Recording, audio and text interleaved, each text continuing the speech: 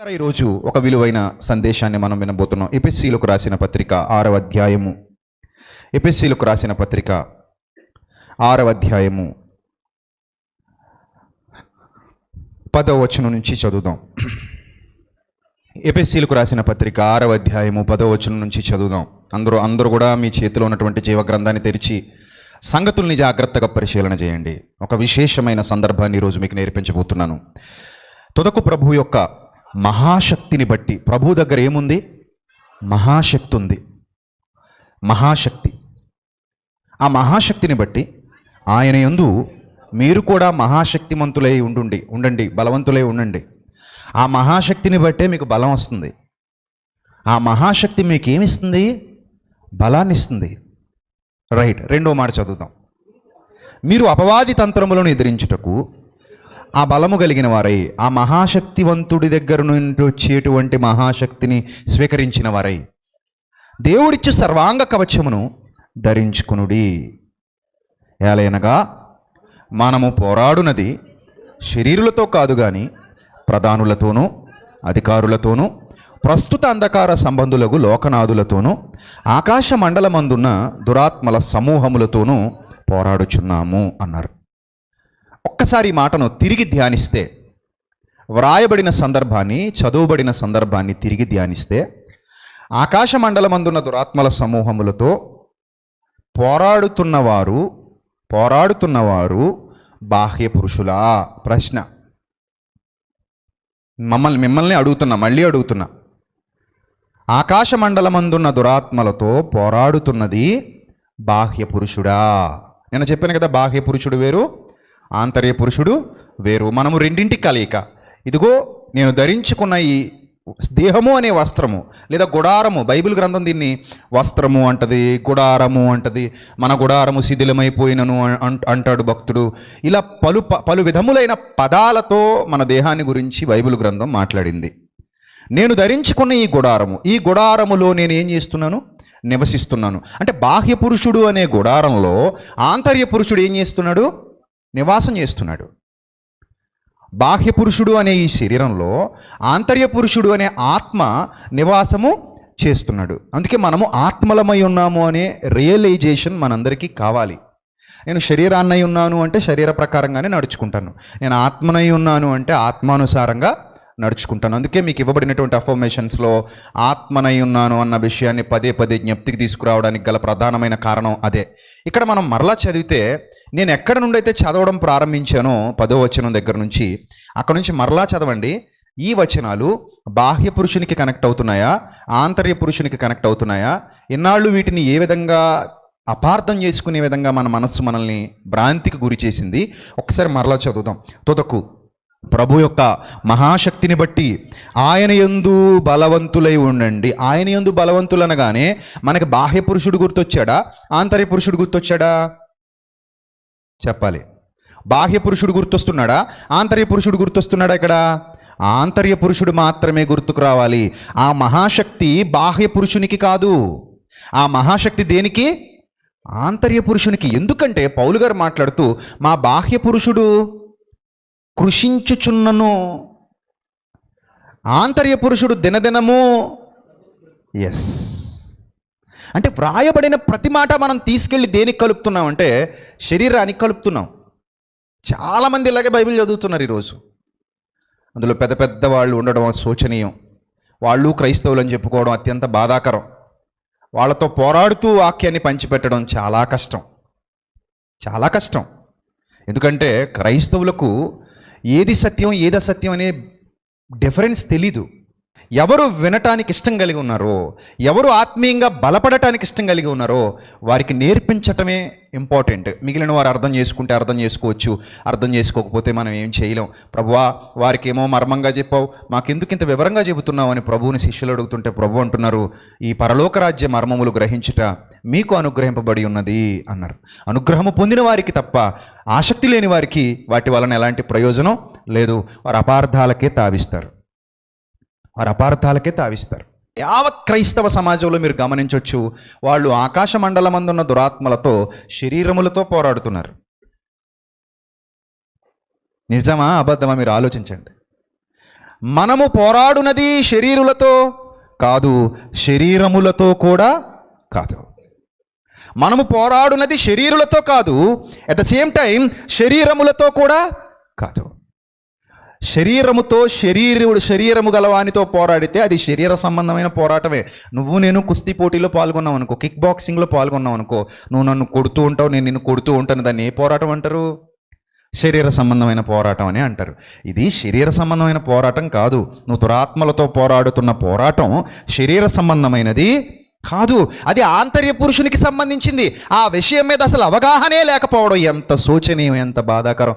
ఒక వ్యక్తి దురాత్మ పట్టిన వాడని అతని దగ్గరకు వచ్చి లేదా ఆమె దగ్గరకు వచ్చి ఈ శరీరం ఆ జుట్టు పట్టుకుని అలా అనడం, ఆ జుట్టు పట్టుకుని బాగా కుదపటం, ఆ జుట్టు పట్టుకుని లేపటం, కొట్టటం, ఇవన్నీ శరీరానికి మధ్యనేగా జరుగుతున్నాయి.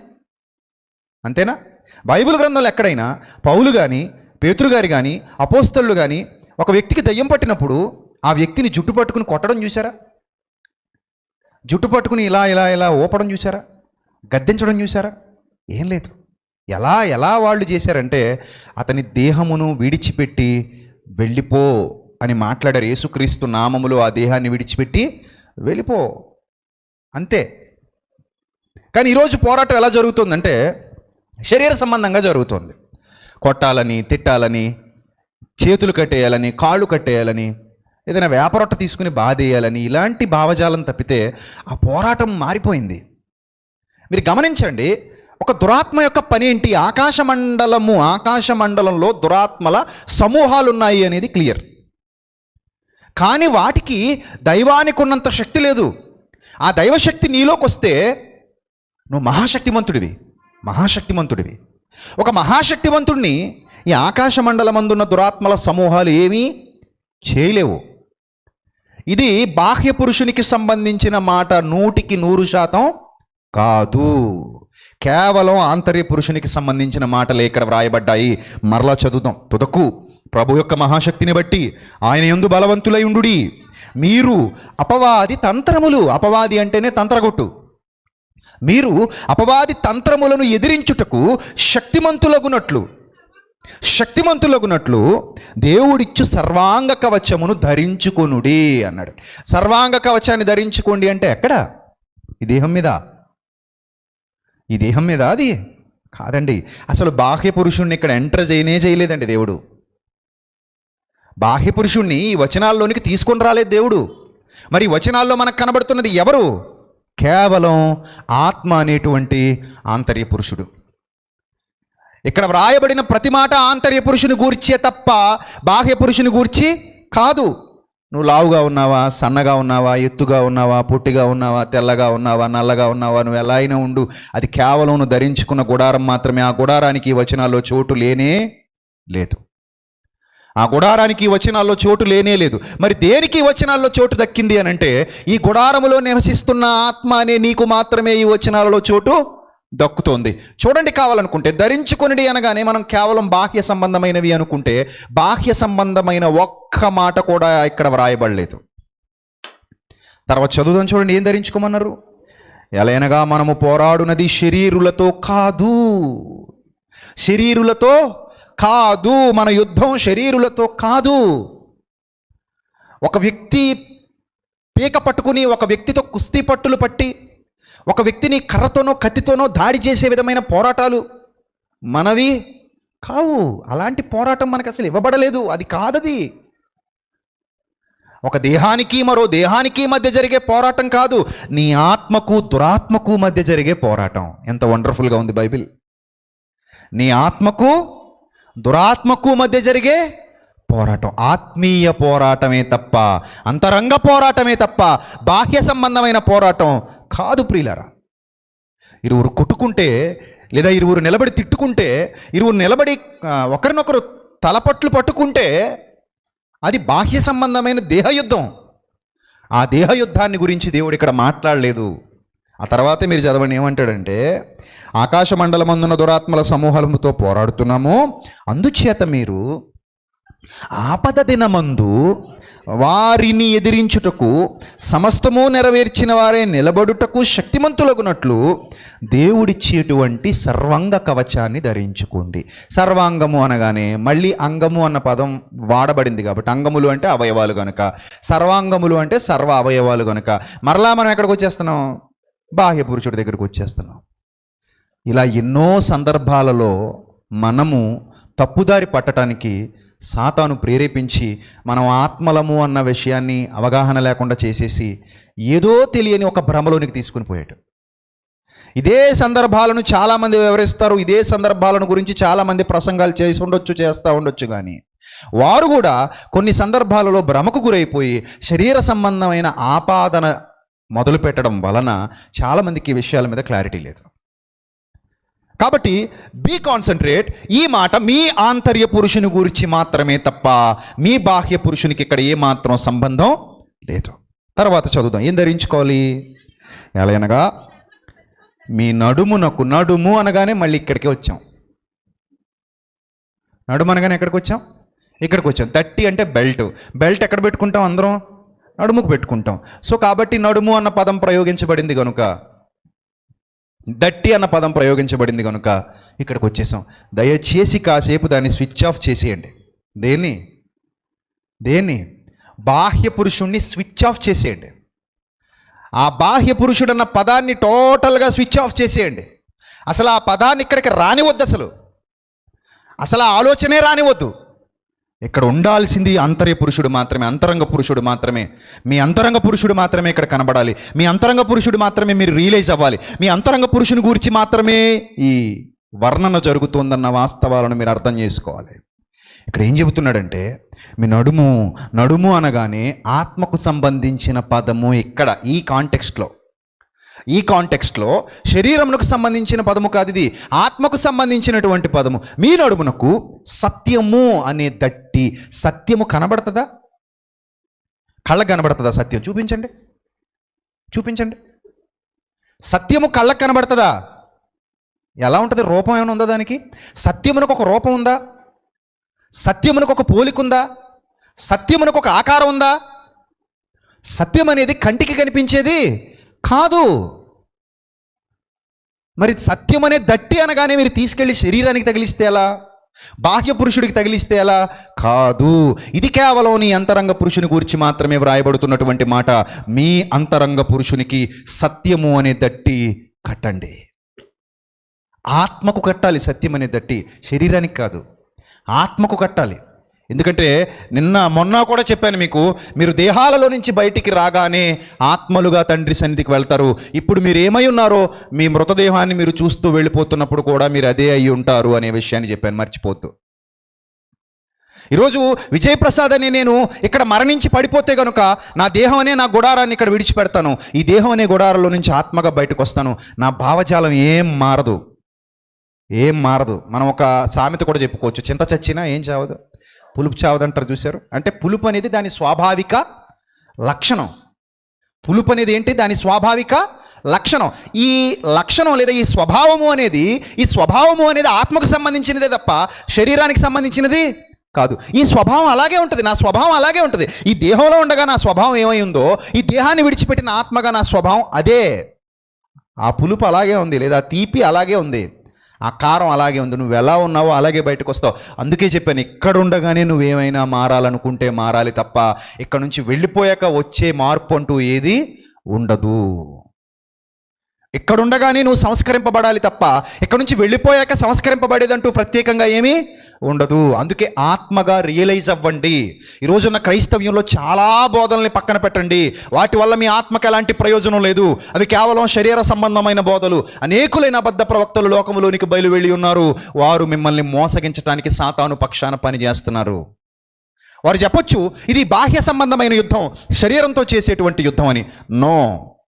నో, అది అస్సలు కరెక్ట్ కాదు. 100% అది రాంగ్. 1% కూడా అది కరెక్ట్ కాదు. మరి కరెక్ట్ ఏంటంటే, సత్యము అనగా అది కంటికి కనబడేది కాదు. కంటికి కనబడని సత్యముతో కంటికి కనబడని ఆత్మ, మానవ నేత్రాలకు కనబడని ఆత్మకు అలంకారం చెయ్యండి. అంటే ఆత్మలో సత్యము కలిగి ఉండాలి, హృదయములో సత్యము కలిగి ఉండాలి. హృదయములో ఉండాలి సత్యం. ఒక బాధాకరమైన మాట చెప్పనా? బాధాకరమైన మాట. ఈరోజు సత్యము అన్న పదం బాహ్యంగా చెవులకు మాత్రం వినబడుతుంది, హృదయాలకు మాత్రం చాలా దూరంగా ఉంది. ఇది నిజం, నా స్వీయ అనుభవంతో చెబుతున్నాను, స్వీయ అనుభవం.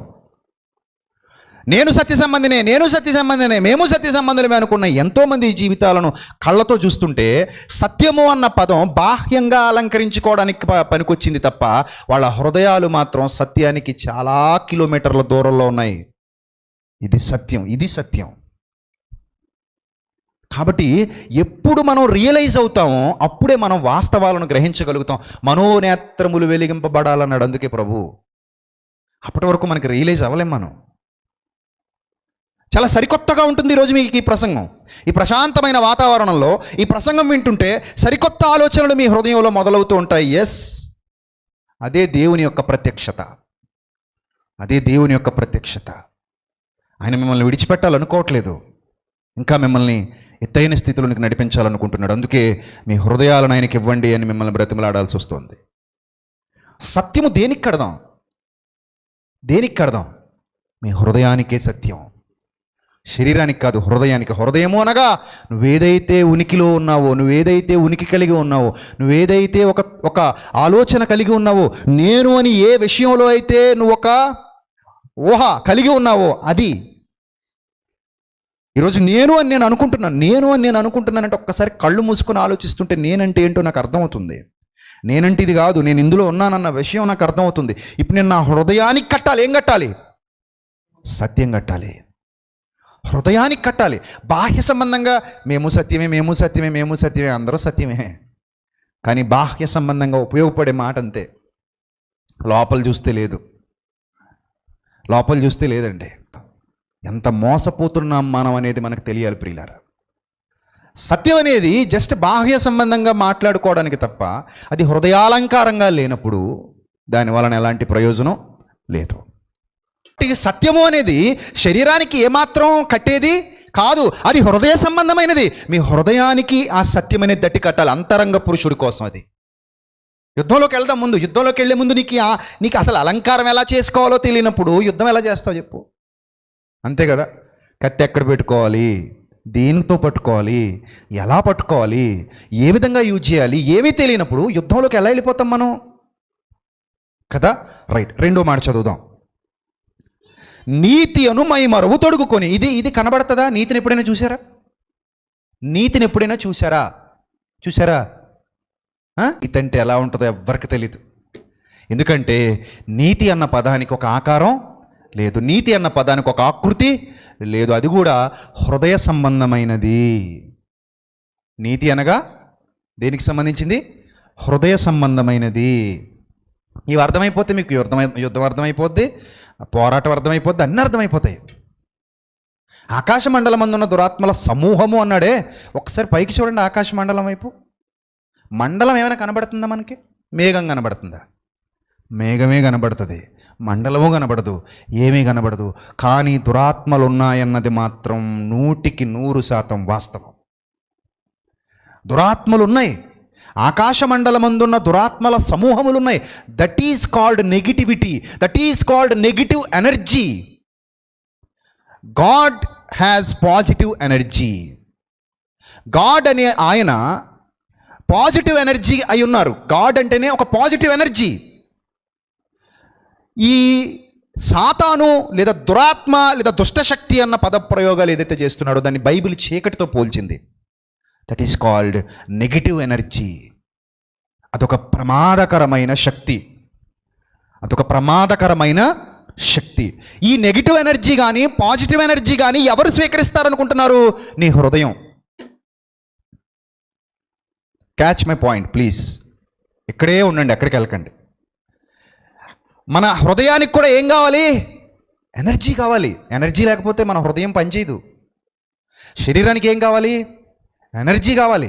హృదయానికి కూడా ఏం కావాలి? ఎనర్జీ కావాలి. ఎస్, ఈ విషయం వాస్తవం. ఏమండి మమ్మల్ని ఉత్తేజపరిచే మాటలు చెప్పండి. ఉత్తేజపరిచే మాటలు అంటే మాట మనిషిని ఏం చేస్తుంది? ఉత్తేజపరుస్తుందా? శక్తినిస్తుంది కదా. Yes, that is the positive energy, word of God. దేవుని మాట, దేవుని వాక్యము, అది పాజిటివ్ ఎనర్జీ. మరి నెగిటివ్ ఎనర్జీ ఏంటి? అది కూడా శక్తే, అది కూడా శక్తే. శక్తి అనే వాడబడింది దానికి కూడా. శక్తి అన్న పదప్రయోగం చేయబడింది దానికి కూడా. దురాత్మ శక్తి, దురాత్మ శక్తి. శక్తి అనగా నెగిటివ్ ఎనర్జీ. ఆ నెగిటివ్ ఎనర్జీ ఎప్పుడైతే మనలోనికి ఎంటర్ అయిపోతుందో టోటల్గా మన మన మన హృదయం మొత్తం విషతుల్యం అయిపోతుంది, విషపూరితం అయిపోతుంది. పాజిటివ్ ఎనర్జీ, నెగిటివ్ ఎనర్జీ, రెండు ఎనర్జీస్ ఈ విశ్వంలో ఉన్నాయి. రెండు ఎనర్జీస్ ఉన్నాయి ఈ విశ్వంలో. అందులో ఒకటి తండ్రి నుండి వెలువడుతున్నటువంటి మహాశక్తి, రెండోది దుష్టుడి నుండి వెలువడుతున్నటువంటి చీకటి శక్తి. స్వీకరించాల్సిందే నీ హృదయం. ఇవన్నీ అంతరంగ పురుషునికి సంబంధించినటువంటి మాటలే.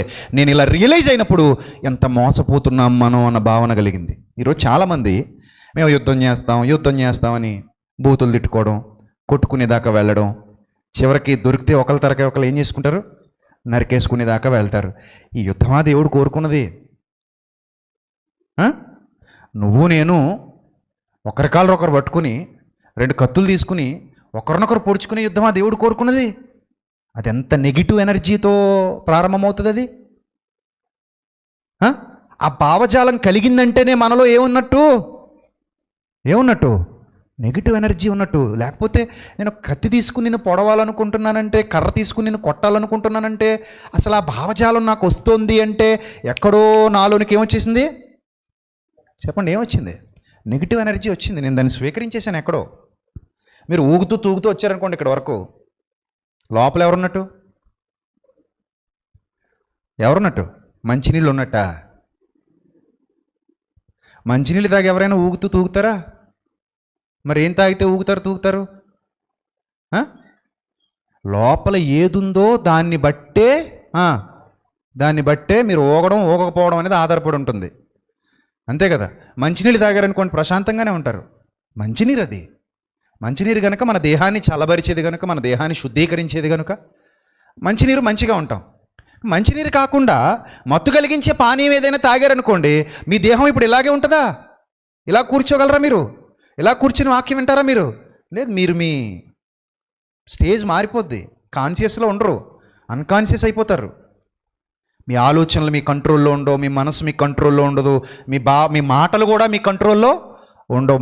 వాడు తాగినవాడు ఏదో మాట్లాడుతుంటాడు. ఏం మాట్లాడుతున్నాడో అతనికి తెలియదు, వింటున్నా మనకి తెలియదు. అదే వ్యక్తి ఆ తాగిన ఆ శక్తి నుండి విడుదల పొందిన తర్వాత, ఆ శక్తి ఎంతవరకు పనిచేస్తుంది? కరెంటు లోపల ఉన్నంత వరకు పనిచేస్తుంది, బ్యాటరీ రీఛార్జ్. అది లోపల ఆల్కహాల్ పవర్ ఎంతసేపు అయితే పనిచేస్తుందో అంతసేపు మైండ్ అలా వర్క్ చేయకుండా పోతుంది. ఎప్పుడైతే ఆ పవర్ తగ్గిపోయిందో ఆటోమేటిక్గా మైండ్ మామూలుగా ఏం చేస్తుంది? పనిచేస్తుంది. అప్పుడు కరెక్ట్గా మాట్లాడతాడు. అప్పటి వరకు కరెక్ట్గా మాట్లాడు.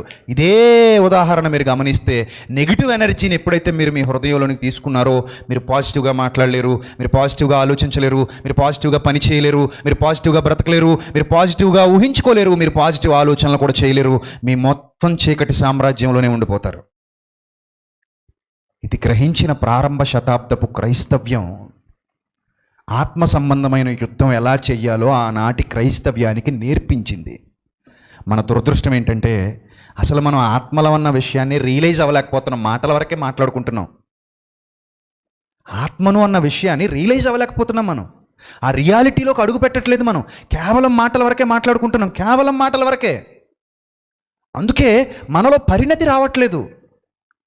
ఎప్పటికీ మీరు బాహ్య సంబంధమైన యుద్ధానికి ప్రేరేపిస్తుంటే, బాహ్య సంబంధమైన యుద్ధానికి మీరు అడుగులు వేస్తుంటే దానివలన ఎలాంటి ప్రయోజనాలు చేకూరవు. Waste of time, waste of energy, waste of money, అన్ని వేస్ట్. No use. దాని వలన నో యూజ్. ఒక నెగిటివ్ ఎనర్జీ ఉంది ఆకాశ మండలంలో, ఒక నెగిటివ్ ఎనర్జీ ఉంది. దానినే బైబిల్ చెబుతోంది, ఆకాశ మండలమందున్న దురాత్మల సమూహాలున్నాయి. అవి మన బాహ్య నేత్రాలకు కనబడవు, కానీ స్వీకరిస్తాం. మన హృదయం స్వీకరిస్తుంది. ఆ నెగిటివ్ ఎనర్జీని అవి ఎప్పటికప్పుడు మన మీదికి ప్రయోగిస్తూ ఉంటే వాటిని మనం స్వీకరిస్తూ ఉంటాం. ఈరోజు జరుగుతున్నది అదే. ప్రపంచం మొత్తంలో అదే జరుగుతుంది. అందుకే ఈ లోకమంతయు ఎక్కడుందంటుంది బైబిలు? దుష్టుని యందు ఉంది. ఎప్పుడైనా అర్థమైందా ఆ మాట మీకు? లోకమంతా దుష్టుని యందు ఉండడం అంటే ఏంటి అసలు? ఆ లోతులకు ఎప్పుడు వెళ్తారు మీరు?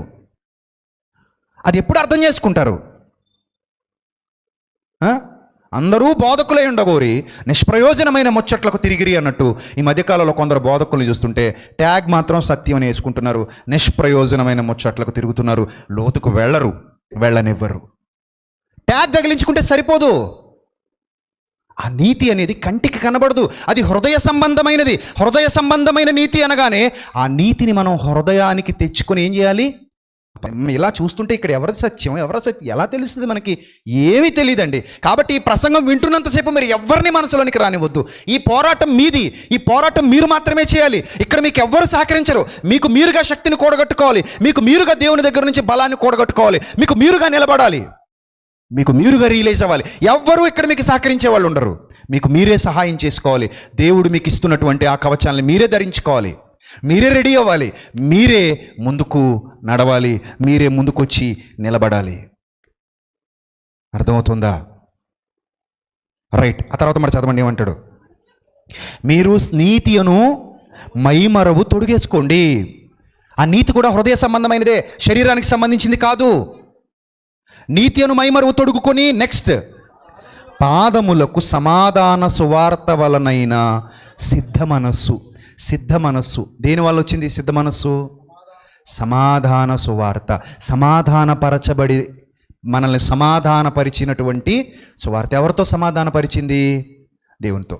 అప్పుడప్పుడు దేశాల మధ్య సత్సంబంధాలు నెలకొల్పడానికి సమాధానాన్ని నెలకొల్పే మీటింగ్స్ అరేంజ్ చేస్తూ ఉంటారు, అవునా? ఇద్దరు దేశ నాయకులు కూర్చుని, అప్పుడప్పుడు చైనా అధ్యక్షుడు, భారతదేశానికి ఉన్న అధ్యక్షుడు కూర్చొని మాట్లాడుకుంటూ ఉంటారు. లేదా భారతదేశ మంత్రి, ప్రధానమంత్రి, లేకపోతే చైనా అధ్యక్షుడు కూర్చొని మాట్లాడుకుంటారు. ఇలా ఇరు దేశాల అధ్యక్షులు కూర్చొని మాట్లాడుకుంటున్నారు అంటే యుద్ధాన్ని ఆపుదాం, సమాధాన పడదాం అన్నట్టు. ఈ సమాధానం అనేది ఎవరితో కలగాలి? మొదట మనకంటే నెగిటివ్ ఎనర్జీతో నిండిపోయిన మనకి పాజిటివ్ ఎనర్జీ ఇచ్చేటువంటి దేవునితో మొదట ఏం కలగాలి? సమాధానం కలగాలి. అలా దేవునితో సమాధాన పడటానికి దేవుడు మనకి సువార్తను పంపించాడు మన దగ్గరికి. ఈ ప్రపంచం దగ్గరికి దేవుడు సువార్తను ఎందుకు పంపించాడు? ఆయనతో సమాధాన పడమని పంపించాడు. ప్రజలారా, పాపపు హృదయాలు అంటే నెగిటివ్ ఎనర్జీతో నిండిపోయిన వారలారా, మీరెవరితో సమాధాన పడండి?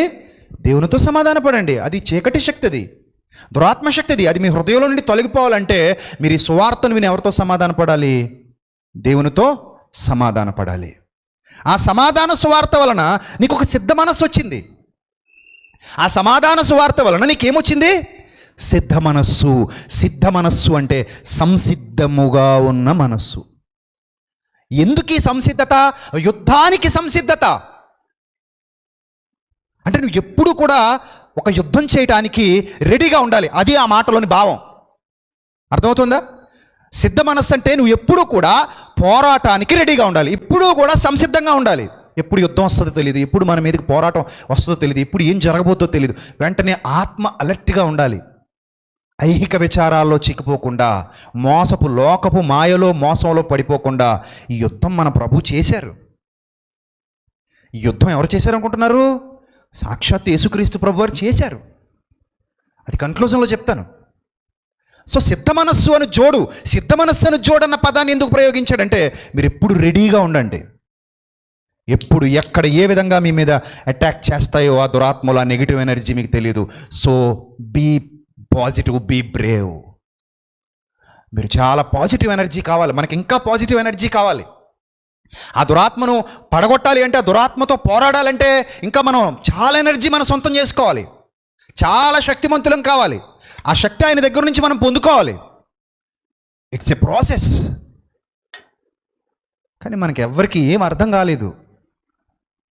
అందుకే మనం సులువుగా చిక్కులు పెట్టు పాపంలో సులువుగా పడిపోతున్నాం, సులువుగా ఓడిపోతున్నాం, సులువుగా బలహీనపడిపోతున్నాం, సులువుగా వెళ్ళిపోతున్నాం అందులోనికి, చాలా సులువుగా. చదువుతున్న తర్వాత మాట, ఇవన్నీ గాక ఇది చూపించగలరా? పోనీ ఈ డాలు మీ కంటికి కనబడుతుందా? చెప్పండి, విశ్వాసం అనేది కనబడుతుందా? విశ్వాసం కనబడుతుందా? ఇక్కడ నలుగురు విశ్వాసాలు ఏరుకొని రండి, వేదిక మీదకి తీసుకురండి. నా మాటలు మీకు అర్థమయ్యా? నలుగురు విశ్వాసాలని ఏరుకొని ఎక్కడ తీసుకురండి? వేదిక మీదకి తీసుకురండి. మీ వల్ల అవుతుందా? వాలంటీర్ల వల్ల అవుతుందా? అవుతుందా? అవ్వదు. విశ్వాసం అనేది కంటికి కనబడేది కాదు. అది కూడా దేనికి సంబంధించింది? హృదయ సంబంధమైనది. కానీ ఒక సత్యం చెప్పన, ఇవన్నీ సాతానుకు కనబడతాయి, ఇవన్నీ దేవునికి కనబడతాయి. ఎప్పుడైతే మన హృదయం ఇలాంటి వాటితో అలంకరింపబడి ఉంటుందో అవి సాతాను చూడగలడు, అట్ ద సేమ్ టైం దేవుడు కూడా చూడగలడు. దురాత్మలు చూడగలవు, దేవుని ఆత్మ, దేవుని శక్తి కూడా అది గ్రహించగలదు. అందుకే చెప్పబడుతున్న ప్రతి మాట మళ్ళీ ఏమని అంటున్నాడంటే, విశ్వాసమును డాలు పట్టుకోండి, దానితో మీరు దుష్టుని అగ్నిబాణములు. దుష్టుడు మీ మీద, మీ హృదయం మీద ఏం వేస్తున్నాడు? అగ్నిబాణములు వేస్తున్నాడు. మీ హృదయాన్ని వాడు పాడు చేయాలనే చూస్తున్నాడు. ఇప్పటికే చాలామంది హృదయాలు పాడైపోయాయి. ఎందుకంటే మిమ్మల్ని నెగిటివ్ ఎనర్జీతో నింపేశాడు. నెగిటివ్ ఎనర్జీ, మీలో పగలు, కక్షలు, ప్రతీకారాలు, దుర్గుణాలు, నీచమైన కోరికలు, నీచమైన ఆలోచనలు, చీకటి సంబంధమైన ప్రవర్తన, చీకటి సంబంధమైన జ్ఞాన దశ, ఇంకా అవి మనలో పెరిగిపోతూ వస్తున్నాయంటే, క్లీన్ అవ్వట్లేదంటే, శుద్ధి కావట్లేదంటే మనలో ఏ ఎనర్జీ నిండిపోతుంది? నెగిటివ్ ఎనర్జీ నిండిపోతుంది. వాడు నెగిటివ్ ఎనర్జీ నింపటానికి రకరకాలుగా ప్రయాసపడతాడు. వాడి పనే అది. దురాత్మతో పోరాటం అంటే వాడు మిమ్మల్ని బాహ్యంగా ఏమీ చేయలేడు, మిమ్మల్ని కాన్షియస్లో లేకుండా చేయలేడు. అది వాడి వల్ల కాదు. ఈ సత్యం మనం గ్రహించాలి. ఇప్పుడు యేసుక్రీస్తు ప్రభువును నెగిటివ్ ఎనర్జీతో నింపాలని వచ్చాడు. వాడు వచ్చి అంటాడు కదా, ఇదిగో నీవు దేవుని కుమారుడు అయితే ఈ రాళ్ళు రొట్టెలగునట్టు ఆజ్ఞాపించు. అలా ఆజ్ఞాపించి ఆ రొట్టెలను భుజించు. నేను చూడాలి. ఆ రాయిని ఏం చేయాలట? రొట్టెను చేసుకుని భుజించాలట. అప్పుడు ప్రభు ఏమన్నారు తెలుసా? మనుష్యుడు రొట్టె వలన మాత్రము కాదు కానీ దేవుని నోట నుండి వచ్చు ప్రతి మాట వలన జీవించును అని పూర్వగ్రంథంలో వ్రాయబడి ఉంది. So I can't do that. నేను నీ మాటల్ని ఫాలో అవ్వను. నాలో ఆ ఎనర్జీ నింపాలని చాలా ట్రై చేస్తున్నావు.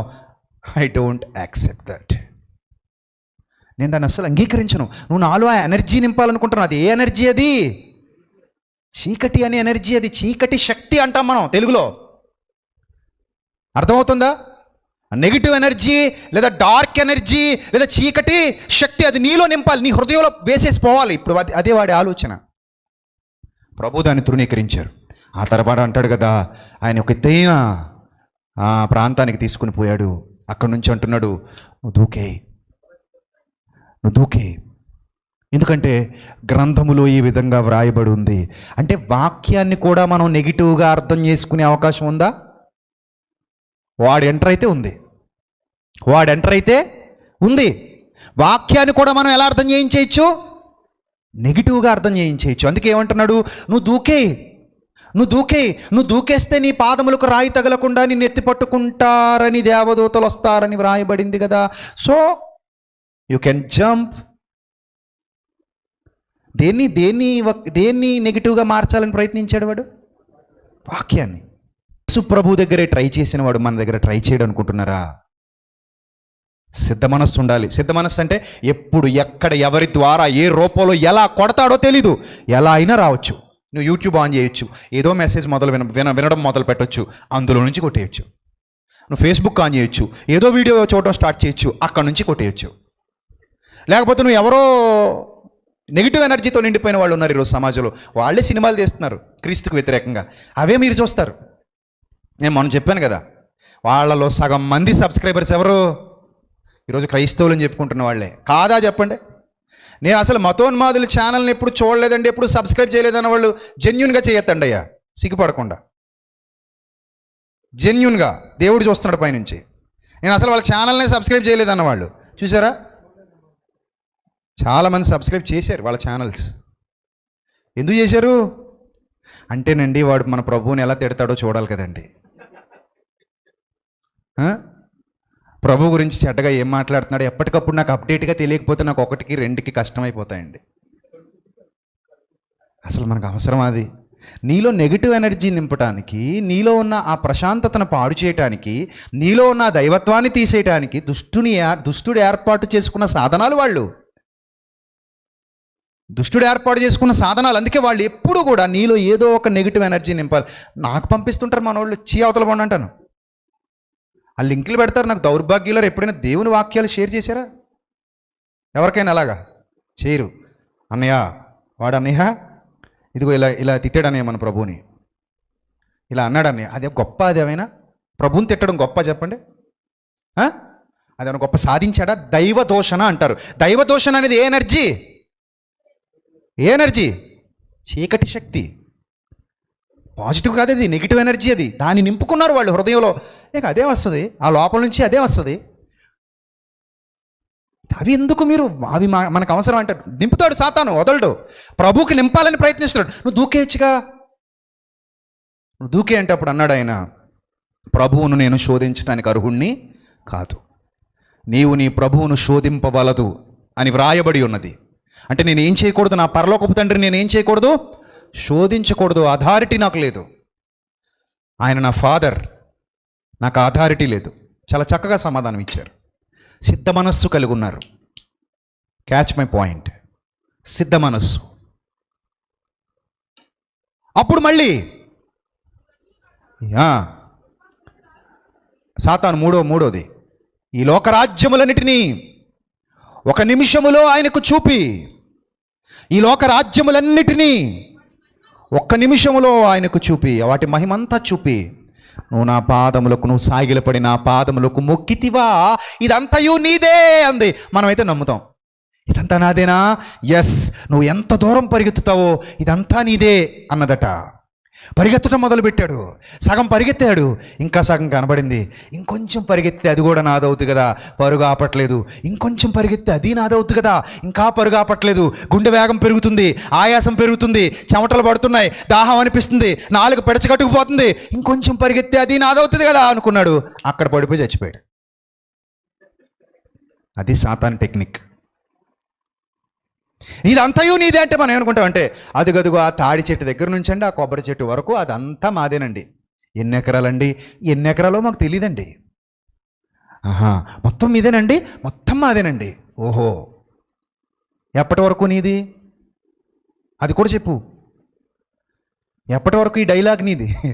అది నీది కాదు, ఈ డైలాగ్ మాత్రమే నీది. ఎప్పటి వరకు ఈ డైలాగ్ నీది? టైం అయిపోయేంత వరకు. టైం అయిపోయాక కరెంటు పోయింది, బల్బు ఆరిపోయింది. బల్బు వెలిగింది, కరెంటు ఉంది. కరెంటు పోయింది, బల్బు ఆరిపోయింది. ప్రభువుకి విషయం తెలుసు, మనలో చాలామందికి ఈ విషయం తెలీదు. అందుకే మనం ఇంకా పరిగెత్తున్నాం. వాడు పరిగెత్తమంటున్నాడు, మనం పరిగెత్తున్నాం. ఈరోజు చాలామంది అలాగే పరిగెత్తున్నారు. ధనం వెనక పరిగెత్తున్నారు, ఆస్తుల వెనక పరిగెత్తున్నారు, అంతస్తుల కోసం పరిగెత్తున్నారు, పేరు ప్రఖ్యాతుల కోసం పరిగెత్తున్నారు, పొగడ్తల కోసం పరిగెత్తున్నారు, ఘనత కోసం పరిగెత్తున్నారు. చూసారా? కీర్తి కోసం పరిగెత్తున్నారు. ఏముండవు, అన్నీ ఆగిపోతాయి. ఇదే చీకటి శక్తి.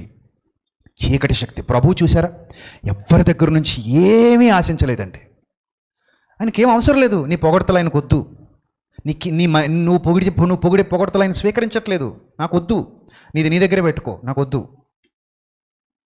దేనికి ఆయన స్పందించట్లేదు. ఆయన స్థిరచిత్తం కలిగి ఉన్నాడు.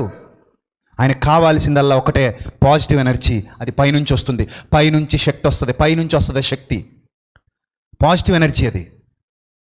మనలో కూడా పైనుంచి శక్తిని పంపించాడు దేవుడు. మీరు పొందిన అభిషేకము మీలో నిలుచుచున్నది, అదే హోలీ స్పిరిట్. హోలీ స్పిరిట్, దైవాత్మ. దేనికి? మన ఆత్మకు శక్తి, దైవాత్మ శక్తి. మన ఆత్మకు శక్తినిచ్చేది పరిశుద్ధాత్మ శక్తి. కంటికి కనబడదు, దృశ్యమైనది కాదు. మనలో ఒక పాజిటివ్ ఎనర్జీని నింపేది పరిశుద్ధాత్మ శక్తి. Positive energy, positive vibration, positive feel, అది పరిశుద్ధాత్మ శక్తి. ఇది మీరు అనుభవపూర్వకంగా తెలుసుకోవాలి. ఇక్కడ అదే చెప్తున్నాడు, ఇవన్నీ మీరు కలిగి ఉంటే దుష్టుని అగ్నిబాణములన్నీ ఆర్పటానికి ప్రభువు వలె శక్తిమంతులు అవుతారు. ప్రభు ఎంత గొప్ప శక్తిమంతుడు ప్రియులారా, మీరు ఆలోచించండి. ప్రతి అగ్నిబాణాన్ని ఆర్పేశాడు. మనం కూడా ఆ స్థితికి వెళ్ళగలమా? వెళ్ళలేమా? వెళ్ళగలం. సో నీకు అది అర్థం కావాలి. చాలా మందికి ఉన్న ఆశ ఏంటంటే, నేను బోధకుడిని అయిపోవాలి, బోధకురాలను అయిపోవాలి, ఇంకా ఏదో చెప్పేయాలి. జస్ట్ మీరు ముందు దాన్ని రియలైజ్ అవ్వండి. మీరు ముందు దాన్ని అనుభవాలలోనికి తెచ్చుకోండి. మీరు గమనించారు లేదో, నేను చాలా జెన్యూన్గా ఒప్పుకుంటాను, ఒకప్పటి నా ప్రసంగాలను నేనే దిద్దుకున్నాను. అస్సలు సిగ్గుపడి నేను ఒకప్పటి నా ప్రసంగాలను, ఒకప్పటి నా వే ఆఫ్ టాకింగ్, ఒకప్పటి నా వే ఆఫ్ థింకింగ్ నేనే దిద్దుకోవాల్సి వచ్చింది. ఎందుకంటే నాకప్పటికి అనుభవం కనబడలేదు, నేను సరైన రీతిలో వెళ్ళట్లేదేమో అనిపించింది. వెంటనే నన్ను నేను దిద్దుకోవాల్సి వచ్చింది. సో మీరు తేడా క్లియర్గా గమనించే ఉంటారు.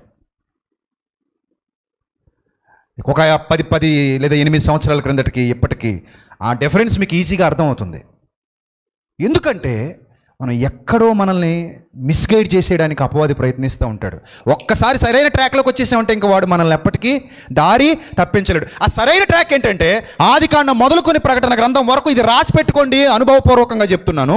ఆదికాండం మొదలుకొని ప్రకటన గ్రంథం వరకు ఎక్కడా బాహ్య సంబంధంగా దేవుడిని నడిపించాలని అనుకోవట్లేదు. జీవగ్రంథము అంటే అర్థం ఏంటంటే, నిన్ను నిత్య జీవితం వైపుకు నడిపించడానికి నీ ఆత్మకు అవసరమైన మాటల్ని దేవుడు గ్రంథంలో ఏం చేశాడు? పొందుపరిచాడు. అందుకే నిత్య జీవపు మాటలు గలవాడవు. ఏమన్నారు ఆయన గురించి? ప్రభువా నీవు ఎవరు? నీవు నిత్య జీవపు మాటలు గలవాడవు. నిన్ను విడిచి మేము ఎక్కడికి వెళ్ళిపోతాం ప్రభువా? నిత్య జీవపు మాటలు ఉన్నాయి ప్రభువా నీ దగ్గర. అవి ఎక్కడ పనిచేస్తాయి? బాహ్యంగానా? అంతరంగంలోనా? అంతరంగంలో పనిచేస్తాయి. ఎస్, అంతరంగంలో పనిచేస్తాయి. ఇప్పుడు మీరందరూ సంసిద్ధులు కావాలి యుద్ధానికి. ఎలాంటి యుద్ధాలు మన జీవితంలో జరగాలంటే, ఎప్పుడు దుష్టుడు అగ్నిబాణాలు నీ మీద వేయాలని అనుకుంటాడు. నేను పాడు చేయాలి,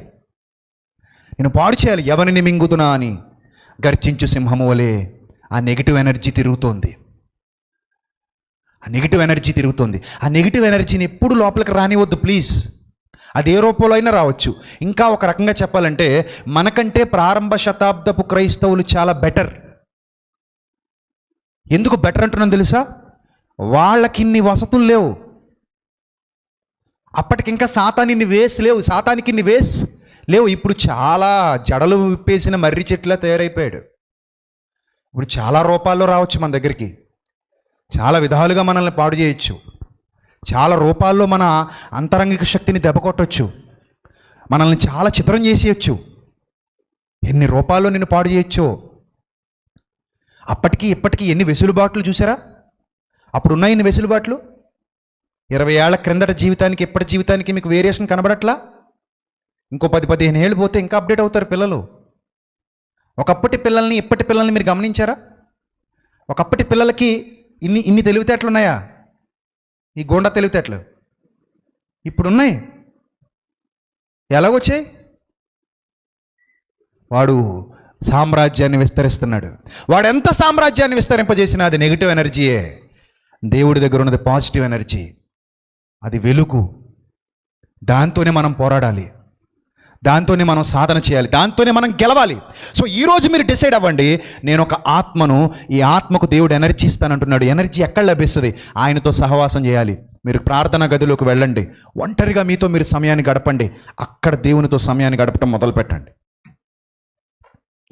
మీరు ఎప్పుడైతే వాక్య ధ్యానం, ప్రార్థనతో ఆ పైనుండి వచ్చేటువంటి ఆ వైబ్రేషన్స్, పరలోకపు తండ్రి ద్వారా మనలోనికి నింపబడేటువంటి ఆ వైబ్రేషన్స్.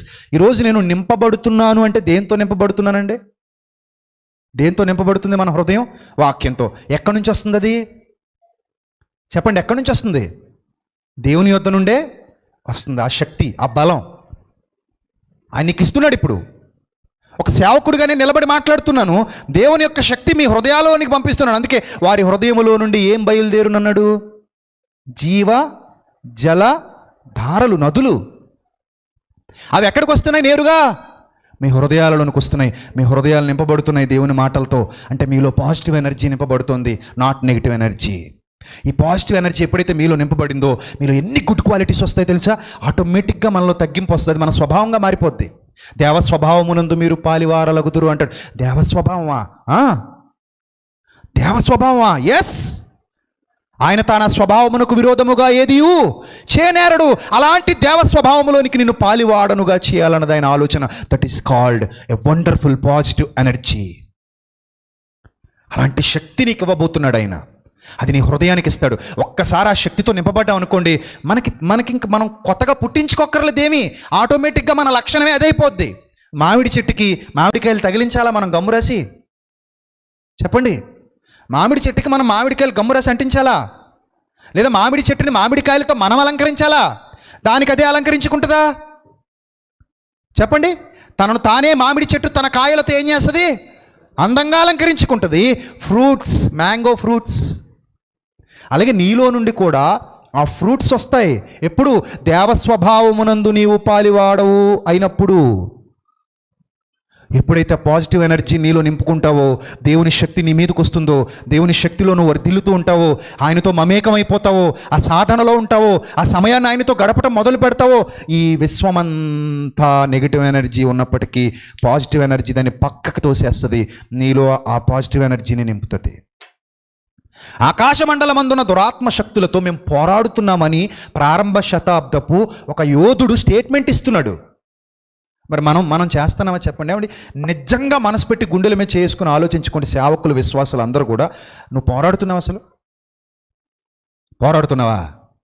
నీ మైండ్లో ఎప్పుడైనా పోరాటం జరుగుతుందా? ఏం జరగట్లా. మైక్ ఉంది, ఒక ప్రసంగం ప్రిపేర్ అయ్యాం, వచ్చాం, మైక్ తీసుకున్నాం, ఆ ప్రసంగం చెప్పేసాం, ఇంటికి వెళ్ళిపోయాం, పడుకుని పోయాం. మనకేంటంటే ఓ ఫీలింగు, నేను ప్రసంగం చెప్పాను ఈరోజు. ఇదైతే మీకు అసలు స్వీయానుభవాలు ఎప్పుడు వస్తాయి అంటున్నాను నేను. అలా నా జీవితంలో కూడా చాలాసార్లు జరిగింది. గతంలో వచ్చాం, ప్రసంగం చెప్పాం, ఇంటికి వెళ్ళాం, పడుకున్నాం. There is no war. Please realize అవ్వండి. మనకెవ్వడు ఇలా చెప్పడు. మనల్ని మనమే దిద్దుకునే సమయం ఇది. ఆ శక్తిని వదిలేయకండి. స్వాంతరాలలో దేవుని శక్తి నిక్షిప్తమై ఉంది. ఆయన అంతటా ఉన్నాడట. ఎక్కడ లేడు ఆయన? ఎఫెసు పత్రికలో చాలా స్పష్టంగా చెప్తున్నాడు. ఆయన ఎక్కడెక్కడ ఉన్నాడు? ఎఫెసు పత్రికలు, అదే ఎఫెసు పత్రికలు 4వ అధ్యాయంలో ఏం చెప్తున్నాడు? ఆయన అందరికీ పైగా ఉన్నవాడై, ఆయన అందరికీ పైగా ఉన్నాడు. ఆకాశమండలమందున దురాత్మల సమూహాలు కూడా అందరికీ పైగా ఉన్నాయిగా. ఆకాశమండలమందున దురాత్మల సమూహాలందరికీ పైగా ఉంటే నీ తండ్రి, నీ పరలోకపు తండ్రి కూడా అందరికీ పైగా ఉన్నవాడై అందరిలో వ్యాపించి ఉన్నాడు. నువ్వు గుర్తించడమే తరువాయి. నువ్వు ఒక ప్రత్యేకమైన సమయాన్ని ఏర్పరచుకోవాలి, ఆయనతో సమయం గడపాలి. నేను మొన్న ఒక మెసేజ్ చెప్పాను, ఒక 40 minutes దేవునికి ఇచ్చేయండి అని. అప్పుడే ఒక వ్యక్తి అంటున్నాడు కదా, అంటే మిగిలిన 23 గంటల 20 సెకండ్లు ఎలా బతికినా పర్లేదా అన్నాడు. అప్పుడు నేను అనుకున్నాను, వీడు బాగా నెగిటివ్ ఎనర్జీతో నిండిపోయినాడు అనుకున్నాను. మరి అంతే కదండి. ఒక వ్యక్తి నీకు మంచి చెప్పినప్పుడు ఆ మంచిని మంచిగా స్వీకరించాలి, కానీ మళ్ళీ దాని గురించి కూడా నువ్వు ఇంకో రూట్లోకి వెళ్ళి ఆలోచించావంటే నీ హృదయం నిండా ఏం నిండిపోయింది? ఓ కల్మషముతో నిండి ఉన్నవాడా అంటాడు ఎక్కడో బైబిల్లో ఒక మాట. సమస్త నీతికి విరోధి కల్మషముతో నిండి ఉన్నవాడా అంటాడు అపోస్తల కార్యాల్లో. అలా ఉంటాయి కొంతమంది. అసలు 40 minutes నేను ఎప్పుడిమ్మన్నాను నిన్ను? 40 నిమిషాలు ఎప్పుడిమ్మన్నాను నేను నిన్ను? ఆఫీస్ నుంచి వచ్చాకనా? 4 గొడవల్లో దూరం వచ్చాకనా? ఊరు తిరిగి వచ్చాకనా? కాదు. ప్రశాంతమైన టైం ఒకటి ఉంది. ఆ టైం ఎప్పుడు? నీ మైండ్ రిలాక్స్ అయ్యి లేచాక. అంటే ఉదయం నిద్ర లేవగానే. అది రిలాక్సేషన్ టైమే కదా. ఎంత ప్రశాంతంగా ఉంటుందో పొద్దునే లేచిన తర్వాత. ఉంటుందా? ఉంటుంది. అప్పుడు ఉదయం తినేటువంటి ఆహారంగా ఒక 40 నిమిషాలు దేవుని సన్నిధిలో కూర్చో, ప్రార్థించు, ధ్యానించు. అప్పుడు నీ హృదయాన్ని దేవుని మాటలతో నింపుకో. అప్పుడు వెళ్ళు బయటికి. అలా పాజిటివ్ ఎనర్జీతో నువ్వు నింపుకో. పాజిటివ్ ఆలోచనలతో నింపుకో. దైవాత్మశక్తిని గ్రహించు, అనుభవించు, ఆ ఆత్మయందు ఆనందించు. ప్రభువు ఆత్మయందు ఏం చేశారు? ఆనందించారు. ఆ శక్తిని ఫీల్ అవ్వు. అది నిత్యం నీలోనికి రావడానికి సిద్ధంగానే ఉంది. నువ్వు ఆహ్వానిస్తే ఆ శక్తి నీలోనికి ఇప్పుడే వస్తుంది. కానీ మనం తలుపులు వేసుకుని కూర్చున్నాం, గ్రహించలేకపోతున్నాం. ఇంకా మనం చాలా ఎత్తుకు ఎదగాలండి. ఇంకా చాలా నేర్చుకోవాలి మనం. మనం ఏమనుకుంటున్నామంటే లేదండి నాది డిగ్రీ అయిపోయింది అనుకుంటున్నాం. అలా డిగ్రీలు అయిపోయిన వాళ్ళు ఈరోజు సమాజాన్ని పాడు చేసేస్తున్నారు. భయం వేస్తుంది ఒక్కొక్కరిని చూస్తుంటే. అమ్మో మనం ఎటో తీసుకుపోవడానికి ప్రయత్నపడుతుంది, సాతాను ఎటో తీసుకుపోతున్నాడు.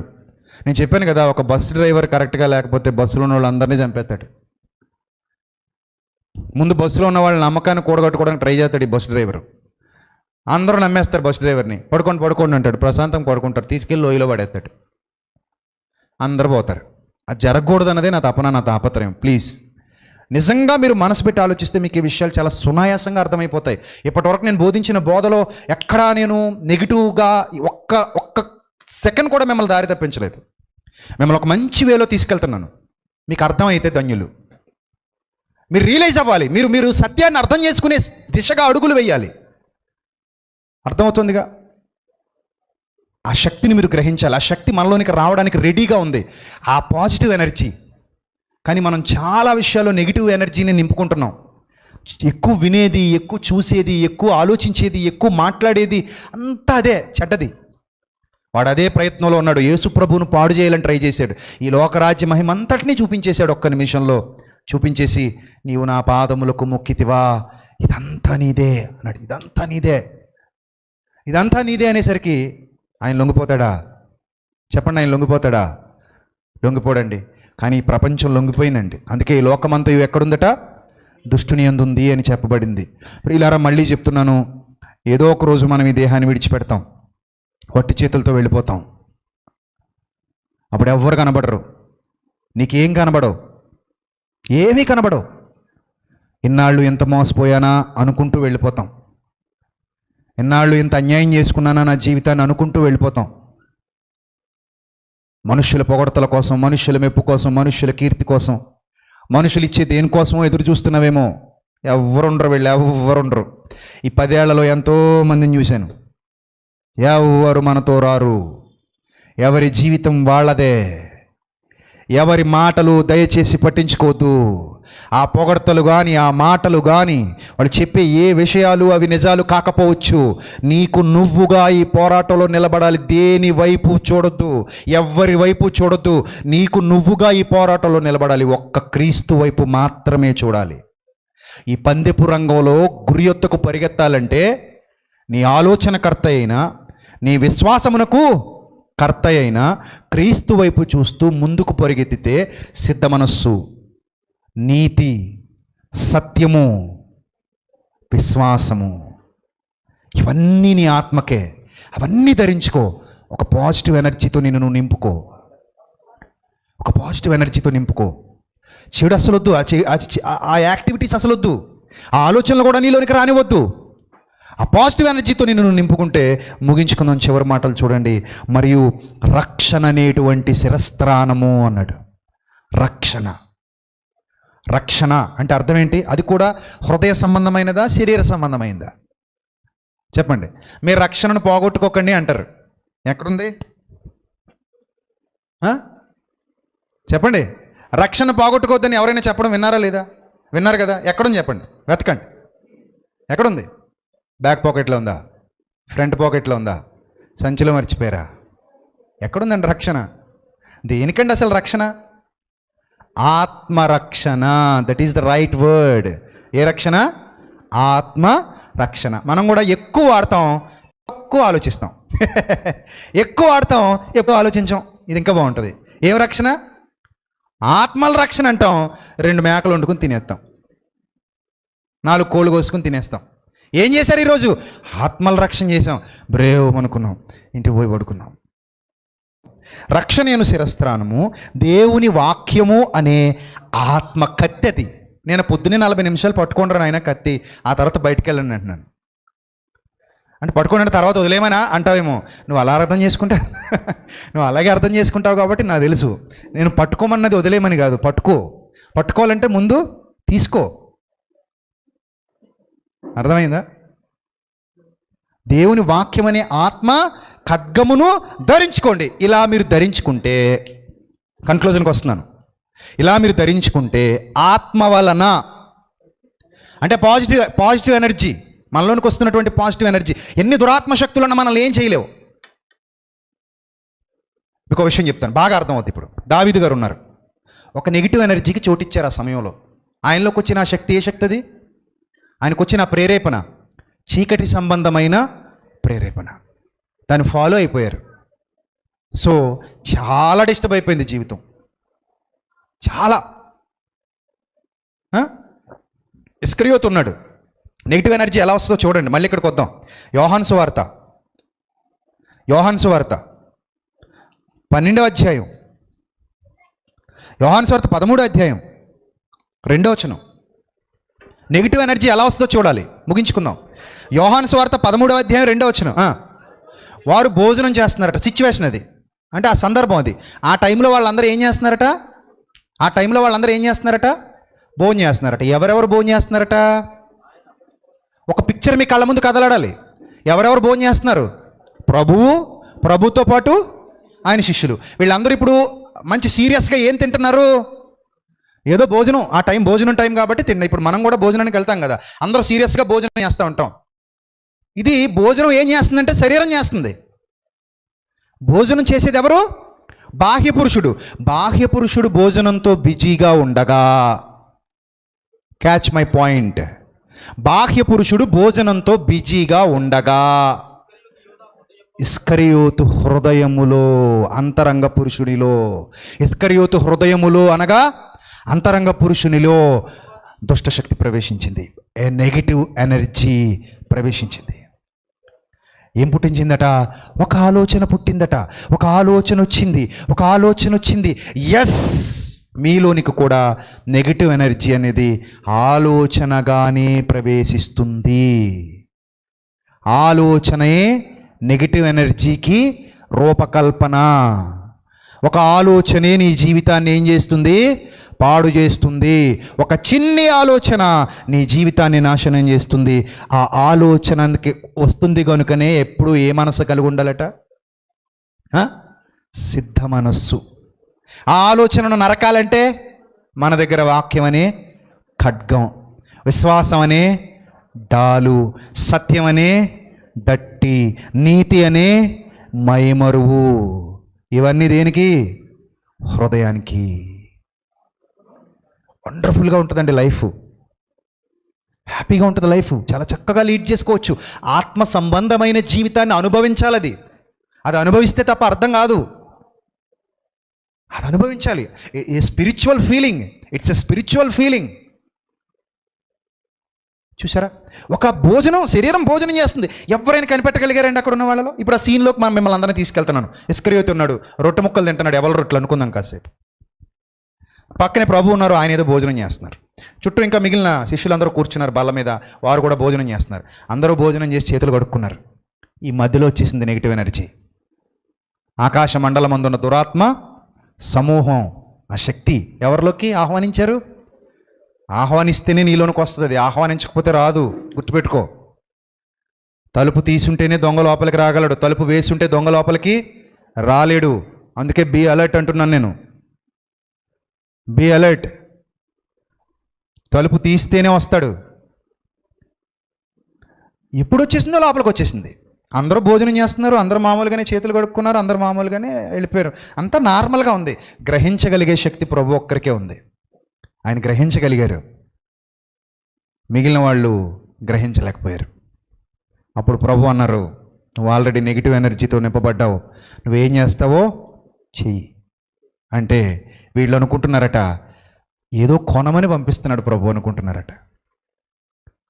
ఏదో కొనమని పంపిస్తున్నాడు. చూసారా? ఆ వేరియేషన్స్ అద్భుతంగా ఉంటాయండి, చాలా అద్భుతంగా ఉంటుంది బైబిల్ ఇలా చదివితే.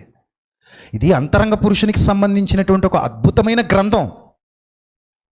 మనలో ఉన్నటువంటి పాజిటివ్ ఎనర్జీని పీక్ స్టేజ్కి తీసుకెళ్ళగలిగే, మనల్ని ఎప్పుడూ కూడా ఆ యుద్ధంలో గెలవడానికి సంసిద్ధులుగా చేసేటువంటి ఒక దిక్సూచి మన దగ్గర ఉన్న జీవగ్రంథం. ఈ పుస్తకం మన ఆత్మకే తప్ప మన శరీరానికి కాదు. బైబిల్ అనేది మీ ఆత్మకే తప్ప మీ శరీరం కొరకు కాదు. ఈ ఒక్క విషయాన్ని మీరు రియలైజ్ అవ్వండి, చాలా బాగుంటుంది జీవితం. సో ఇక మీదట యుద్ధం చేయడానికి అందరూ రెడీగా ఉండాలి. యుద్ధం చేయాలంటే ఏం కావాలి? శక్తి కావాలి, మహాశక్తి. ఎవరి దగ్గర ఉంది అది? ప్రభు యొక్క మహాశక్తి. మొదటి వచనం చదవండి, మళ్ళీ 10వ వచనం చదవండి, ముగింపుకు వెళ్ళాం. 10వ వచనం చదవండి, ముగించుకుందాం. ప్రభు యొక్క మహాశక్తిని బట్టి ఆయన యందు మీరేమవ్వాలి? ఇప్పుడు బలవంతులు అవ్వాలి. ఏమర్థమైంది మీకు? ఇది ఏమర్థమైంది ఇప్పుడు మీకు? బాహ్యమా అంతరంగమా? బాహ్యమా అంతరంగమా? చెప్పాలి గట్టిగా. అంతరంగం బలపడాలి. ప్రభు యొక్క మహాశక్తి ఎక్కడికి రావాలి? బాహ్యానికా అంతరంగానికా? అంతరంగానికి రావాలి. అంటే స్పిరిచువల్గా మీరందరూ శక్తిమంతులు కావాలి. స్పిరిచువల్ లైఫ్లో శక్తిమంతులు కావాలి. ఒక్క గంట పొద్దునే తెల్లవారుజామున లేచి 1 గంట వాక్యం చదవండి. ఎంత శక్తి వస్తుందో తెలుసా? లేదా 1 అర్ధగంట దేవుణ్ణి ధ్యానించండి. నిర్మలమైన మనస్సుతో వాక్యాన్ని ధ్యానించండి, లేదా ఆయన్ని ధ్యానించండి. ప్రశాంతంగా కూర్చొని ఒంటరిగా ఒక్కరే, ఎవరు గొడవ ఉండదు. పొద్దునే ఇప్పుడు నేను మీటింగ్స్కి వెళ్ళాలనుకున్నప్పుడు ఏం చేస్తాను తెలుసా? పొద్దునే పోదాం అంటాను. లేదా మీటింగ్స్ నుంచి ఇంటికి వచ్చేసేప్పుడు ఎప్పుడు వద్దాం అంటానో తెలుసా? తెల్లవారి బయలుదేరదాం అంటాను. ఎందుకు? ఆ టైంలో రోడ్లన్నీ ఎలా ఉంటాయి? నిర్మానుష్యంగా ఉంటాయి. మన ప్రయాణం ఎలా జరుగుతుంది? సుఖంగా జరుగుతుంది. No traffic signals, no traffic, జనసంచారం ఉండదు. ప్రశాంతంగా మనం సురక్షితంగా ఇంటికి చేరుకోవచ్చు. ఉదయకాలం మనం నిద్ర లేవగానే కూడా మన మైండ్ అలాగే ఉంటుంది. నో టెన్షన్స్, ఏమీ లేవు. అప్పటికింకా చెత్త ఏది లోపలికి వేసుకోలేదు. అసలు చెత్తే వేసుకోవద్దు అంటాను నేను. నిన్న కూడా చెప్పాను, పొద్దున్నే టీవీ పెట్టకండి నాయన అని. పొద్దున్నే ఫోన్ ఓపెన్ చేయకండి, అవసరం లేదు అది. పొద్దునే ఏదో కొంపలు మునిగిపోయినట్టు తీసేస్తారు ఫోన్, మరి ఎందుకో తెలియదు. ఫేస్బుక్లో మా మిత్రులందరూ బతికారో చచ్చిపోయారు, ఇప్పుడు అర్జెంటుగా వాళ్ళని చూసేసి పలకరించాలి. వాట్సాప్లో ఏమొచ్చాయో ఇప్పుడు అర్జెంటుగా చూసేయాలి. 1 గంటకో 12 గంటలకో చూస్తే చచ్చిపోతావా? లేకపోతే 10:30 11 అయ్యాక టిఫిన్ అన్నీ చేసిన తర్వాత పనికి వెళ్ళి తర్వాత ఇప్పుడు ఖాళీగా ఉన్నప్పుడు చూస్తే ఏమన్నా నష్టం వస్తుందా? పొద్దునే కావాలా అది మనకి? మార్చుకోండి, మీ జీవన విధానాన్నే మార్చేసుకోండి. ఒక దైవశక్తితో నింపుకోండి మీ హృదయాలను. మంచి ఆలోచనలతో, మంచి ఉద్దేశాలతో, ఇలాంటి బలంతో నింపబడినప్పుడు ఈజీగా పోరాటం చేయగలుగుతాం. శరీరానికి శక్తి ఉంటేనే దొంగను అడ్డుకోగలవు. ఆత్మలో శక్తి ఉంటేనే సాతానును అడ్డుకోగలవు. వాడు నీ జుట్టు పట్టుకోడు, నీ పేక పట్టుకోడు, నిన్నేమీ చేయలేడు. నీ ఆలోచనలు మాత్రమే పాడు చేస్తాడు. నేను దైవానుగ్రహంతో గ్రహించిన సత్యం ఇదే. ఇది వరకు నేను కూడా మీలాగే వెనక నుంచి వచ్చి కొడతదేమో, పడుకున్నప్పుడు పీక నొక్కుతుందేమో, నన్ను ఆవహించి పసుపు నీళ్ళు తాగుతుందేమో, ఇలా భయపడేవాడిని. మా ఇంటి వెనక సంబరాలు జరుగుతుంటే ఆ పూనకాలు నా మీదకి కానీ వచ్చేస్తాయేమో, అమ్మో ఇప్పుడు అటు తిరిగి నా మీద కానీ పడిపోతేమో దూరంగా జరిగిపోయేవాడిని. అవన్నీ నా పిచ్చి భ్రమలని, నా పిచ్చి ఊహలని దైవ గ్రంథం ద్వారా తెలుసుకోగలిగాను. అది తెలుసుకుని ఊరుకునే ఉండలేదు. మీలాగే చాలామందికి చెప్పటం మొదలుపెట్టాను. ఇప్పటికే చాలామందిని వెలిగించానని సంతోషపడుతున్నాను. అర్థమైందా? చాలామందిని వెలిగించానని సంతోషపడుతున్నాను. ఇక ముందుకు కూడా చాలామందిని వెలిగించి తీరతానని శపథం పూనుతున్నాను. ఇక్కడితో అయిపోతుంది ఇది. నేను ఎంతకాలం బ్రతుకుంటే అంతకాలం నేర్చుకుంటూనే ఉంటాను, నేర్పిస్తూనే ఉంటాను, గెలుస్తూనే ఉంటాను, గెలిపిస్తూనే ఉంటాను. ఓడిపోవడం నా పేరులోనే లేదు, నా జీవితంలో కూడా ఉండదు. సో మనం గెలవడానికి దేవుని ద్వారా నియమించబడిన వారము గనుక మునుముందుకు దుష్టునితో పోరాడుతూ అనేకమైన ఆత్మలను రక్షిస్తూ, ఈ పదానికి ఇప్పుడైనా అర్థం తెలుసుకోండి.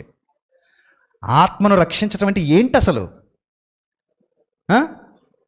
ఈ పదానికి అర్థం తెలుసుకోవాలి. అప్పుడు మీరు కరెక్ట్గా బోధించగలుగుతారు. ఆ పదానికి అర్థం తెలియనంత వరకు భోజనం చేసి నిద్రపోవడమే. అర్థమైందా? కాబట్టి ఆ ప్రభు యొక్క మహాశక్తితో మనం రోజు బలపడదాం, ఇంకా బలపడదాం. ప్రతిరోజు మనం బలపడాలి. మనల్ని మనం సంసిద్ధుల్ని చేసుకోవాలి. ఆ పాజిటివ్ ఎనర్జీతో మనల్ని మనం నింపుకోవాలి. ఒక చిన్న నెగిటివ్ ఎనర్జీ వచ్చిందంటే గుర్తుపట్టేయాలి, టక్మని గుర్తుపట్టేయాలి, ఇది నెగిటివ్ ఇది అని. నెగిటివ్ ఎనర్జీ ఎలా ఉంటుందో చెప్తాను చూడండి. ఇంకా రేపెల్లుండి ఇంకా చాలా చెప్తాను.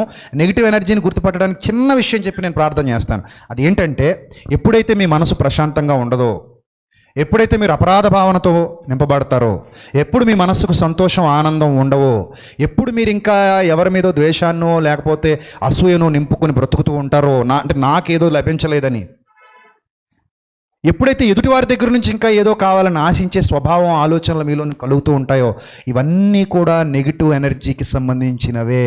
ఎక్కడో నిన్ను లాక్ చేసి పరిగెత్తింపజేస్తున్నాడు. ఇంకా పరిగెత్తి ఆయాసం వచ్చేంత వరకు పరిగెత్తింపజేస్తాడు, ఎక్కడో పడగొట్టేస్తాడు.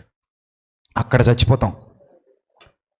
ఎప్పుడు నీ మనస్సు నిర్మలంగా ఉందో, ఎప్పుడు నీ మనస్సు ప్రకాశవంతంగా ఉందో, ఎప్పుడు నీ మనస్సు ప్రశాంతంగా ఉందో, ఎప్పుడు నీలోనికి ఆశానిగ్రహం వస్తుందో, ఎప్పుడు నీ మనస్సు నిత్య జీవితం గురించి ఆలోచిస్తుందో, ఎప్పుడు నీ ఉద్దేశాలన్నీ పరలోకపు తండ్రి చుట్టూ తిరుగుతున్నాయో, సత్యం అనే దట్టితో, నీతి అనే మైమరుతో, విశ్వాసం అనే డాలు పట్టుకుని ఎప్పుడైతే నువ్వు రక్షణను శిరస్త్రాన్నంతో ఆత్మఖడ్గాన్ని ధరించి ముందుకు కదులుతున్నావో, you have lot of positive energy. ఆ లెవెల్స్ని ఎవరు బీట్అవుట్ చేయలేరు. This is the real Christianity. నిజమైన క్రైస్తవ్యం అంటే ఏంటో తెలుసా? ఆత్మ బలపరచబడటమే, ఆత్మగా బలపరచబడటమే రియల్ క్రిస్టియానిటీ. అది మనం స్థాపించాలి, దాన్ని మనం పునరుద్ధరించాలి, దానిలోనే మనం అనేకుల్ని వెలిగించాలి. ఇది ప్రారంభం, ముగింపు కాదు. ఇంకా చాలా పని ఉంది మనకి, ఇంకా చాలా పని ఉంది. ఇక్కడ ఎంత పాజిటివ్ ఎనర్జీ ఫామ్ అవుతుందో చూసారా? ఈ వాతావరణంలో ఎంత పాజిటివ్గా అనిపిస్తుందో చూసారా? ఇప్పుడు దీన్ని ఇంకా కంటిన్యూ చేయాలి. వాక్యంలో ఉంటే ఆ శక్తి వేరు, ఆ బలం వేరు, ఆ రుచి వేరు. కాబట్టి ప్రియులారా, ఇవి కేవలం ఏదో సరదాకి పెట్టుకున్న సభలు కావు, ఏదో ఆనందం కోసం, సంతోషం కోసం, రివాజుగాను పెట్టాలి కాబట్టి పెట్టినవు, ఏదో ఎవరి మీద కక్షతోనో ద్వేషంతోనో చీచి అలాంటివి కావు. ఇదంతా మన కొరకు, మన కొరకు, నా కొరకు, నీ కొరకు, మనందరి అభ్యున్నతి కొరకు, మనందరి ఆత్మీయ అభివృద్ధి కొరకు. ఆత్మీయ అభివృద్ధి పదాలు సరిగ్గా అబ్జర్వ్ చేసి వాడండి. ఉత్తినే శరీరం సంబంధమైన పనులు చేసుకుంటే ఈ పదాలు వాడేయకండి, అసలు బాగో. హానరబుల్ చీఫ్ మినిస్టర్ సెంట్రల్ అడుక్కుంటున్న ఆయన వచ్చాడు వేదిక మీద కంటే ఎంత అసహ్యంగా ఉంది. ఆ పదవి ఏంటి? ఆ వ్యక్తి ఎవరు? హానరబుల్ చీఫ్ మినిస్టర్ అన్నావు, ఎవరిని తీసుకొచ్చావు? సెంట్రల్ అడుక్కునే వ్యక్తిని తీసుకొచ్చా. ఆ పదాలు అక్కడ సూట్ అవుతాయా? ఈరోజు మనం కూడా అలాంటి తప్పులే చేస్తున్నాం. సో వాటన్నిటికీ ఫుల్ స్టాప్ పెట్టేద్దాం. బైబిల్ తెరిచారంటే మీ అంతరంగ పురుషుడు బలపరచబడాలి. బైబిల్ తెరిచారంటే ఏమవ్వాలి? మీ అంతరంగ పురుషుడు బలంతో నింపబడాలి. బైబిల్ అనేది మీ ఆత్మ కొరకు, మీ ఆత్మలను రక్షించుటకు శక్తి గల, చాలాసార్లు చదువుకున్న మాట, కానీ ఎందుకో అర్థం కాలేదు సరిగ్గా. ఈరోజైనా అర్థమైతే మీరు ధన్యులు కదా. మళ్ళీ పరిశుద్ధుడు అయిన మా కన్న తండ్రి, దయగలిగిన మా దేవ, నాతో మాతో మా అందరితో ఎంతో విలువైన విషయాలు మాట్లాడారు తండ్రి. బైబిల్ని ఈరోజు క్రైస్తవ సమాజం చాలా తప్పుగా అర్థం చేసుకుంటుంది. అది మీ బాధ, మీ ఆవేదన. సత్యము అని చెప్పుకుంటున్న మీ పిల్లలు కూడా చాలా అపార్థాలకు తావిస్తూ ఉన్నారు తండ్రి. వారి జీవితాల్లో ఇక మీదట వెలుగులే నింపబడాలి. పరిశుద్ధుడా, ఈ లోకంలో మాకేది అక్కర్లేదు ప్రభా, మీరు మాకు ఏది ఇచ్చారో అది మాకు చాలు. ఇక ఎంతకు మించి ఆశించడానికి మాకు ఓపిక లేదు, ఆశించవలసిన అవసరత కూడా మీరు మాకు ఇవ్వలేదు తండ్రి. మాకు సమస్తాన్ని సమృద్ధిగా దయచేశారు. ఈ ప్రపంచంలో మాకంటే అదృష్టవంతులు ఎవరు లేరు తండ్రి. ఈ సమూహమంతయు మీకోసం కష్టపడడానికి, బలపడడానికి సిద్ధంగా ఉన్నారు. ప్రతి ఒక్కరిని ఒక సైనికులుగా నిలువబెట్టండి. ఆత్మ సంబంధమైన యోధులుగా మమ్మల్ని అందరినీ బలపరచండి. ప్రభువా, నిత్యము పోరాడుటకు వెలుగుమయమైన జీవితాలు మాకు అనుగ్రహించండి. వెలుగులోనే మమ్మల్ని నడిపించండి. వెలుగు సంబంధమైన జీవితాలు మాకు ఇవ్వండి. వెలుగు సంబంధులుగా మమ్మల్ని దీవించండి, ఆశీర్వదించండి. ఆత్మ సంబంధమైన ఆలోచనలతో, ఆత్మ సంబంధమైన ఉపదేశములతో, ఆత్మ సంబంధమైన పద్యములతో, పాటలతో మమ్మల్ని మేము బలపరుచుకుంటూ ప్రభువా, ఆత్మ సంబంధులుగా బ్రతుకుతూ నేను ఆత్మను అనే వాస్తవికతలో మా అడుగులు ముందుకు కొనసాగడానికి సహాయం చేయండి. ఈ జీవితం బాహ్య పురుషునితో నడిచే జీవితం అశాశ్వతమైనది తండ్రి. ఆత్మగా మా జీవితం యుగయుగాలు ఉండబోతోంది ప్రభువా. మేము ఎల్లప్పుడూ మీరిచ్చేటువంటి ఆ పాజిటివ్ ఎనర్జీతో నింపబడాలి.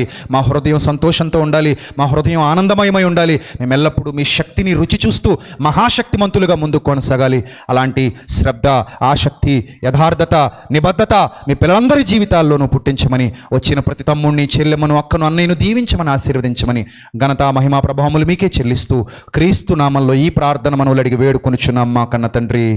ఆమెన్.